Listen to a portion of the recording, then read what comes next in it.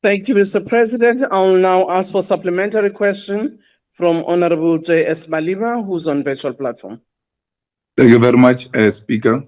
Mr. President, following Trump's tariffs on the country, our approach has been that of appeasement and almost tantamount to begging.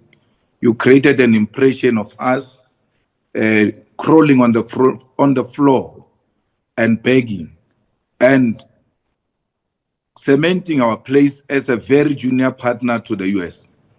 You have juniorized this country and it has lost its status globally. We do this while countries such as China, Canada, and the EU announced retaliatory tariffs against the US. I know that we import finished products from US while we largely export our raw materials such as platinum, gold, and raw aluminium, all of which are central to the US economy. Instead of appeasing the maniac, why have we not stood firm and imposed own retaliatory tariffs against Trump while looking to open up trade with our BRICS partners and the rest of the countries of the global south? I thank you.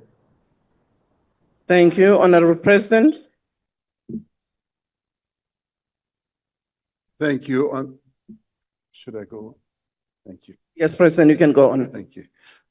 Thank you, Honorable Speaker.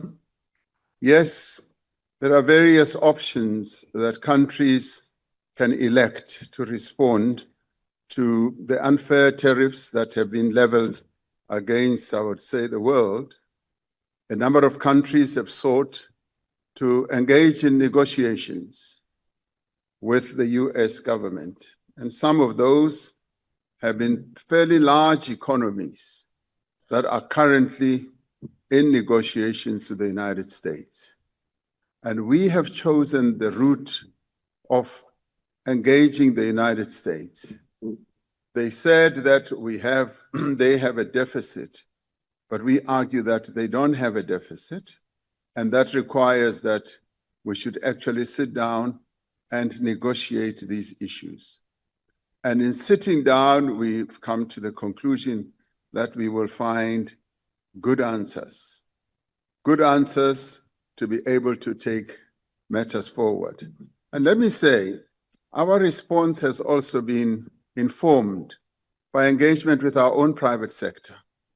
Our own private sector as exporters, as well as importers, have been very much involved in crafting the response that we have offered to the United States, including the trade union movement. And it's all very well to say what we should have done is to retaliate. And in retaliation, you've got to be absolutely clear whether you will be able to achieve precisely what you need to achieve. We believe that we are on the right course, a course that should end up with a mutually beneficial outcome. The United States is our second largest trading partner, accounting for hundreds of thousands of workers who are employed here. The 600 US companies that are doing business in South Africa employ many people. And it is the interests of these many people that we as a government have to take care of before we engage in a war that may not yield the results that we want. So if one wants to play to the gallery, one could embark on the type of option that Honorable Malema is talking about without knowing what outcome that option will have. Our option is informed by what we want to gain. And what we want to gain is to continue exporting to the United States as much as possible and to enable companies also to invest in the United States, but to also get United States companies to invest in us. And we do have leverage. And our leverage has to do with, yes, the natural resources that we have, the minerals that we have, which the United States needs. The discussions that we are having now with the United States also revolve around that. The critical minerals that South Africa has and the capacity that we have to process those minerals with the energy backing that we have, which many other countries don't have, is something that we take to the table and use as leverage.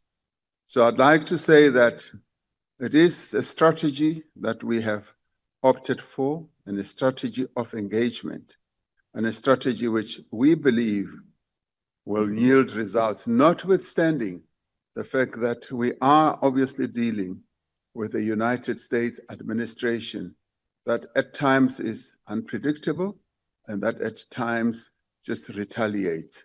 And without being supplicants, without, going on bended knee, which we have never done and which we will never do.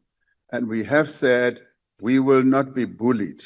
We will stand as a sovereign country and negotiate and get the best deal for South Africa. That's precisely what we're doing. Thank you, Mr. President.